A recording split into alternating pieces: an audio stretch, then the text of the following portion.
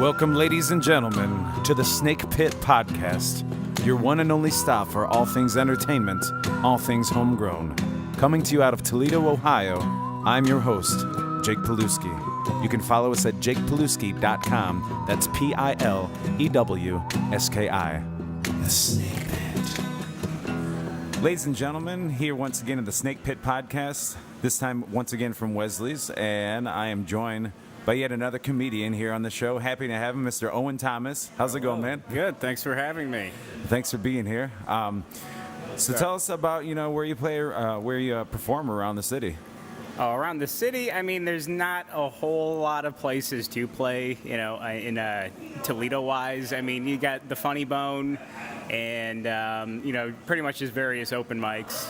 I mean, there's a show at Colada, which we've been trying to produce for a while now. I was going to say, because I came and saw that, and yeah, about how often can you find the comedy show that you've put? Because you've been actually instrumental in putting that together, haven't you? Yeah, myself and another local comic named Keith Bergman put this on together. That's been going on for a few months now. I mean, it's just been a kind of a slow build. So, I mean, we have another one lined up on April 6th.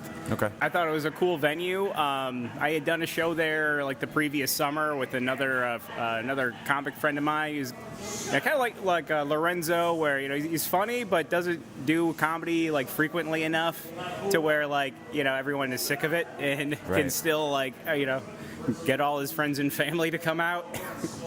Which is important. I mean, whereas I've been doing this for 10 years, and my friends and family stopped caring a long time ago. So we'll get into more of that, actually, because I'm going to hit you with the first five. I always give everybody a first five set of questions as a kind of a get to know you and your background, in your medium of art. So here it is, the first five. The first five. What was your first comedic experience, not live, but whether it be televised or on a CD, a recording of any kind that kind of pulled you in? My first comedic experience, so to say, I don't know. Like stand-up comedy, I would say. I mean, because we've seen movies as kids and stuff, but I mean, your actual stand-up comedy experience. I mean, it was something I always wanted to try for the longest time. It was I think I was 23 when I first, tried my first open mic, and I mean, this was after a year of trying to psych myself up to do this, and I would go out of town to do open mics, so no one else would know about it. It's I wanted to make sure that I didn't suck before I went completely public with it. So it was a good 6 months to come out of the comedic closet, so to speak. Good way to put it. Yeah. So did you ever find yourself going to a lot of comedy shows before you ever did that? Yeah. I mean, do you remember ever what were your first actual, as a spectator, your first comedic experience was? As a spectator, I remember going to the Ann Arbor Comedy Showcase back when I was 16 years old with my mom and my sister, because she was going to U of M at the time. And only being allowed in because I was with a parent. And so, that was my first, experience seeing a live professional comedy show. And I thought, wow, this is awesome. That seems like the best job. You just get up there, literally that's your job, is just to make people laugh. And it seemed like a lot of fun. And I don't know, it's just kind of cool that, 10 years later, I was I'm opening for the guy who I saw that night, So those kind of experiences are kind of cool. That is fantastic. So, well, that kind of leads into my next question. Then, do you have I don't know if you call it a dream collaboration, but is there somebody that you'd absolutely love to open for that would just kind of really be the bread and butter? I mean, this is I've made it. Well, as far as making it goes, I feel very subjective. Well, I feel as far as opening for somebody else, I feel I want people to use me as their credit, as open for Owen Thomas. Yeah. I guess that would be a more, a loftier goal, Right. Well, I should say, have there been any comedians that you've collaborated with or that you've opened for that you created, an experience or a friendship out of that, that helped out your own craft? Or yeah. I mean, you pick up friends along the way, and you just kind of you want to surround yourself with other funny people, creative people you can bounce ideas off of, and just kind of pick up that momentum to keep going. Because I mean, it's a tough business. Like I'm sure, you being in a band, it's not easy. Right. Well, I mean, and that's just like you. I mean, when first time I saw live music, I mean that was as a really young kid. I mean, but you see this like rock star thing, and you're like, oh man, like what a cool job that would be. Yeah. And then once you actually start getting into the industry and you start realizing, you realize, how wow, tough this it is and a you're total like, shit show. Yeah. Right. You just see them on stage. You don't see like 8 dudes huddled in one van driving to a gig to split $150. Right. Yeah. Hoping to break even. Yeah. Uh-huh. So, that's probably people don't realize too, is that you and I are professionals because we get paid to do what we do in the arts, but probably 99.9% of the arts industry in any medium is more like you and I than it is your rock stars. You know what I mean? And exactly. And your Adam Sandlers. I mean, because even I think Mitch Hedberg made a joke before that about how comedians all of a sudden, once they make it to a certain point, I mean, Holly wants to know if they could act and if they can write, and then you're just like, well, you're funny, but what else can you do? Well, it's taken it to the next level too. I mean, plus like, all right, I mean, if you have the stand-up to propel you to the next point, then it's like, okay, cool. Now I do movies, and I'm at the next pay grade. Right. Like as a stand-up, I mean, like you can.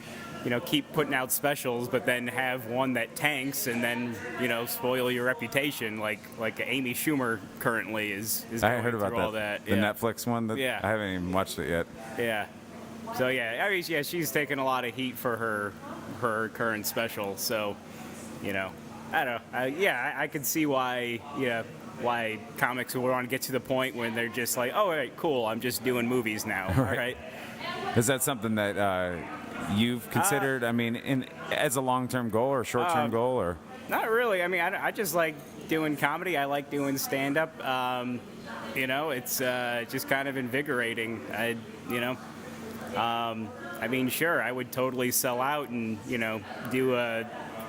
do some dumb Adam Sandler-esque movie, if the paycheck was right. But, it's what I like to do. So, yeah, I mean, I don't know. Someone told me a long time ago, like, if anything else in life makes you happy, do that instead. Yeah. And that was like early on starting stand-up, which now I completely understand. Yeah. Which I'm sure, you feel the same way as a musician. Heck yeah. Mm-hmm. Yeah, then there's obviously those times where you challenge and you're like, it'd be so much easier to just... Yeah, if I just had a 9 to 5 and I played golf on the weekends. Right. If I just phoned it in for life. Right. But, a lot of the people doing that always go, man, if I only did what I wanted to do on the other end of things, So it's just... Yeah, grass is always greener. Exactly. When you make a good point, too, because that's... the difference between, going out and playing music versus going out and doing comedy, a lot of times you have to work a lot harder in comedy because, and I say that because, I'm a songwriter, but depending on where you're at, and it almost doesn't matter where you're at, there's people that appreciate an original song, but it's easier for me to go out do somebody else's songs. Just want to hear Journey. And I'll get paid greatly for it. If you go out and do somebody else's jokes, though, you're crucified. Exactly. Yeah. So I'm like, what a flip side of that is. But also, like, I've had this debate with other musicians. Like, a bad gig for a comic is way worse than a bad gig for a musician, because, like, if no one is paying attention to a musician, it's just like, all right, cool, we're getting paid to have a jam session, and we're background noise, Yeah. A live radio. Yeah. You can't be background noise if you're a comic. No, it's just awkward. Yeah. Who's that guy you're just talking? a crazy guy rambling to himself, It's so true. Well, that goes perfectly into the next question, even though I keep throwing all these sub-questions into the mix. Have you had, and I'm sure because we all have as performers putting ourselves out there, but what's your most embarrassing experience ever as a comedian? Probably my most gut-wrenching experience was going down to a club on the Urban Night. You know, I was only 5 years in, and yeah, it was pretty much what you expected. You know, it was, they did not take kindly to my lily white ass. No? Whatsoever. No.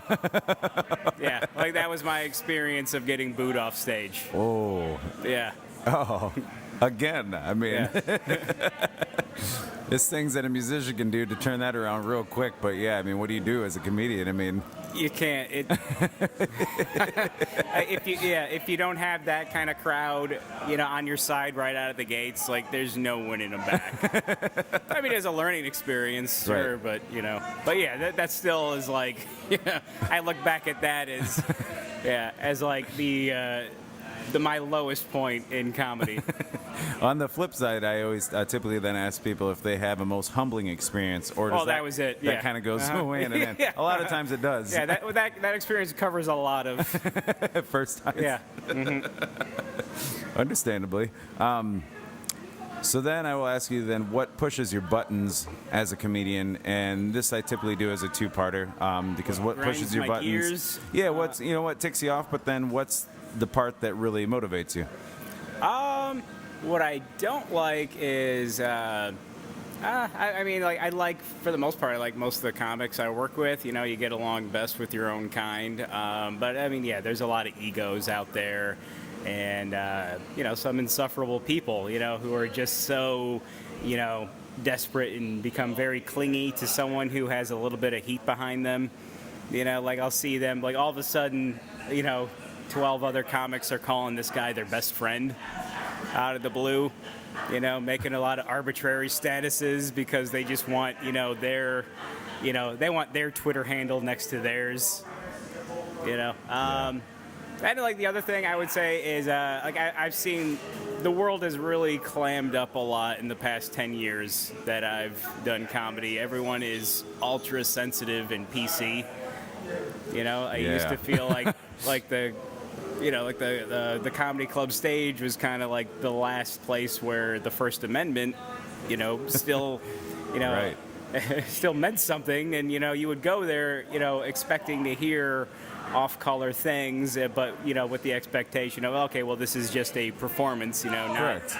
you know, not their actual beliefs. Right. So now, like, there's not that separation anymore. And, you know, with the culture we're in now, where everyone has instant gratification because of social media, you know, they think their opinions matter, and and they matter enough to ruin a fucking comedy show. Right. Right. You know, and it's that shit that really, that's the worst part, I would say, is, you know. It's just that I feel like some people, they get more pleasure in feeling offended than they do just letting go and having a good time. Right. Right. Well, you brought up a point that I saw even, I think a documentary was, I don't know if it came out recently in the past year, if it's still on the way coming out, about talking about what it's like to try to do comedy in today's day and age, where you're walking on eggshells, and it's like all the time. it takes the fun right out of it. And it does. Have you had an experience like that as a, you know, doing live stand-up where, you know, you had somebody get really pissed off at you? Yeah, it happens a lot. I mean, and you kind of have to like wear the kitty gloves a lot. So, and it, you know, like I'm never gonna be like, I'm not like over the top raunchy, but you know, Right. at the same time, like I want to be able to have my own opinion and viewpoint on things. But yeah, you really have to, you know, mind your P's and Q's, and you know, not, you know, try to avoid any of the trigger words that will set people off and just instantly, you know, make them hate you. Right. That's got to be tough. It is. And it's. I mean, I can't imagine. At least I can hide it in a melody or something. I mean, like. Yeah. It's easier to do that if it rhymes as opposed to just being, you know, a guy who looks like me. Right. You know, spouting hate speech. You know. What are some of your influences? You know, that interest you in comedy? I mean, what were some of the big names, or even more amateur names, that really interest you in even pursuing this?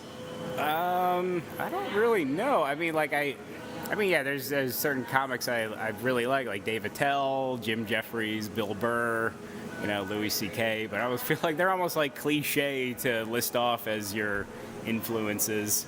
I don't know, really. I just kind of got into this because I just kind of got addicted to it. It was it's like always like a shy fat kid growing up, and I feel like my favorite experiences growing up through high school were like anytime I got to read something in front of the class, I would always crush, and I just pretty much just been chasing that dragon ever since.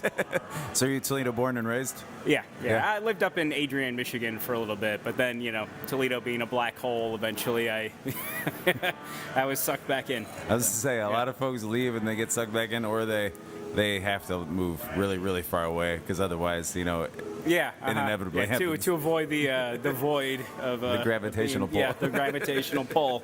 That is Toledo. Do you have a specific writing method when it comes to writing jokes? And that's the thing too, because I think it's easier again. I know I say this, it's easy to write a song, and some people are like, oh, no, it's not. But, I mean, I think it's easy to recycle material because that's what stuff is in general. I would assume it's like doing a song. I mean, when you've done this material long enough, it's just muscle memory. Yeah. And I mean, like a musician, I mean, that's how you can perform after 3 shots of tequila and 4 beers because it's just ingrained in you. Yeah. So it's I've had those experiences. Recently, I did it was only a half-hour set, and a guy. He really digged me, so he showed his appreciation through 5 shots of whiskey within a half hour. Wow. So at that point, it was just pure muscle memory. Yeah. Just getting me through the rest of the set. You're I hope I'm making sense. Yeah. Do you have then a certain writing method that you go about when it comes to writing, crafting a joke? I don't know, I mean, it's always good to just have something handy that you can just scribble down an idea on. I mean, I used to carry a little notepad with me at all times, and now I just plug it into my phone.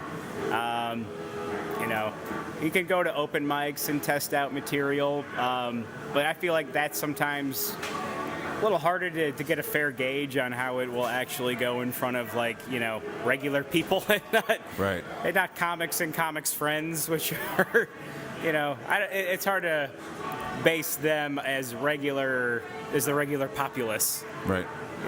So I mean, you'll hit up the open mics. I mean, that's pretty much just to force yourself to say the material, just as a pure rehearsal. But I feel the best way is just to try to slip in something new at a paid show, at a regular show, because I mean you're going to get the best response, and for how well this is going to fit into your act with that type of environment. Well, yeah, because those people are there specifically for the show. They're there specifically for the show. They paid for it. yeah, hopefully, yeah. Yeah, I know it's hard to get people to pay a cover. Do you have any fun? Do you have any fun heckling experiences that I mean, sometimes. Well, I mean, you'll get the hecklers who are doing it, because they like you and they think it's expected. Because, I mean, you'll get the ones who are heckling because they like you and they want to be a part of the show. You'll get the ones who are just stupid and think that I'm supposed to do this. Right. Because, every interpretation of stand-up they've seen in movies or TV shows has always been a heckler type situation. Well, trust me, on stage I just hear "Freebird" and it's like they came up with the joke themselves, and I'm like, okay. Yeah. I mean, that would just put me into a murderous rage after years of hearing "Freebird." I mean, and sometimes sometimes it's a good mix-up just from doing your regular act. The worst thing you could possibly have is just being ignored altogether. Yeah, true. The worst thing is just if a table conversation breaks out. They're not even. I mean, at least if they're heckling, they're paying attention to you. True. You're getting a reaction. Yeah, if they're talking about what's in their Netflix queue. They like that I would say like that's pretty much the worst form of heckling to me. Yeah. So I would imagine then, just as a lot of comedians have to do it off the cuff, how much of your show becomes improvisation, or does it just depend on the situation? A lot of it depends on the situation. I mean, like you get so accustomed to just doing certain jokes and like, you know, like how are they gonna work with the particular crowd you have. So sometimes, depending on the crowd, you can kind of, you know, ad lib a little bit, or even like you have little like quick asides you can still kind of throw in there that you've used before under other similar circumstances. Yeah, cool. So, but yeah, and a lot of times, yeah, you will say something off the cuff that got a good response, so you'll just like write that down after your set and like, all right, I'm just gonna keep saying that and pretend like it was off the cuff. So. Yeah, I typically am funnier when I'm not trying to be, so sometimes those are the points that I'm like, man, I should use that again. Yeah. Uh-huh. And sometimes something very organic is, you know, why that, you know, that human connection happens, and Oh then it yeah, becomes. I mean, and that's why that's why crowd work does so well. Like, it's never the most clever shit because like you weren't at home like, you know, stressing over what words to put where.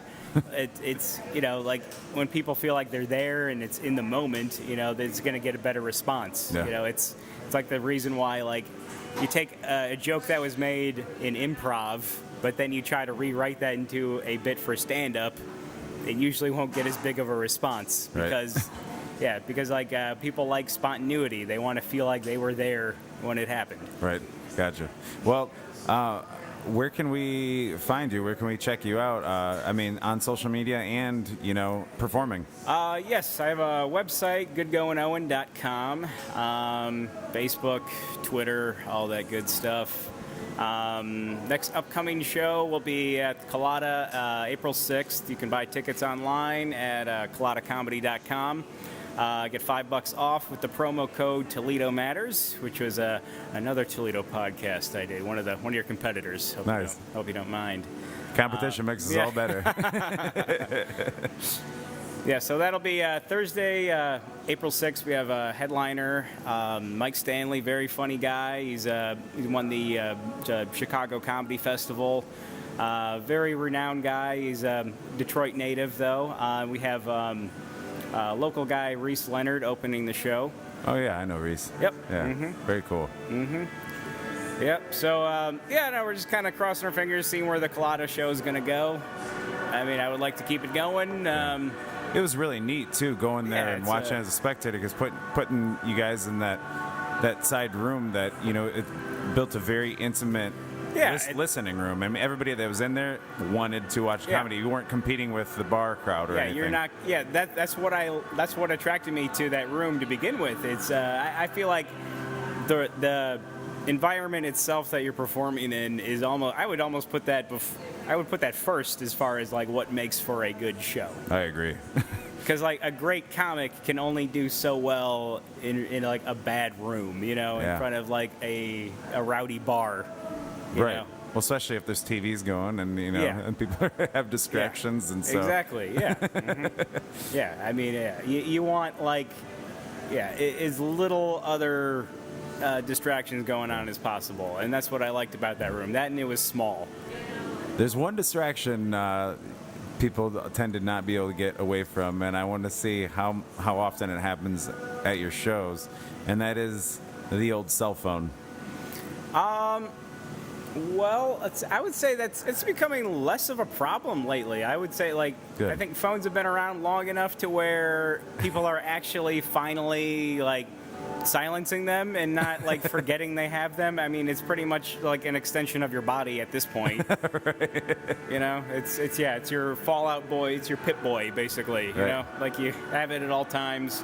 But yeah, it's I think we're finally turning a new leaf where it's like if your phone goes off, everyone looks at you like you're the asshole, and that's enough motivation to get most people to actually silence their phones. Right. I mean, yeah, there's been those times where like I'm doing like a bar show, and they think because it's a bar, if I address someone on their phone, they look at me like I'm the asshole. Right. For Forgetting that it's still comedy. Yeah. Mm-hmm. Well, cool. Well, Owen Thomas, thank you for being on the Snake Pit podcast. Before I let you go, I have to do the same treatment that I do with everybody else, and that's because I want to ask you if you have any advice for anybody out there looking at getting into comedy or the arts in general, because as you said, you realized there was something you needed to do, and you did it. So give some advice. And I mean, you can take it any way you want. I'll go back to the same advice I dropped earlier that was given to me. Yeah. If anything in life makes you happy, do that instead. Yeah. Awesome. Yeah. I mean, you can't beat that, and it truly is. I mean, not everybody can follow their dreams. Otherwise, roads wouldn't get made, toilets wouldn't get cleaned. Yeah, and for some, that's you do find your passion, or you find what matters most, and you find a way to make that happen. So yeah. And trust me, folks, a big part of that, too, is, if you get into the arts, realize that you might have to take on many other jobs to supplement the things you want to do. Exactly. So, yep. We'll go. Owen Thomas, thank you for being on here. Thank you for having me. Look forward to coming to see you again. Thank you. Cool, man. You can follow us at jakepilewski.com. That's Pilewski. The Snake.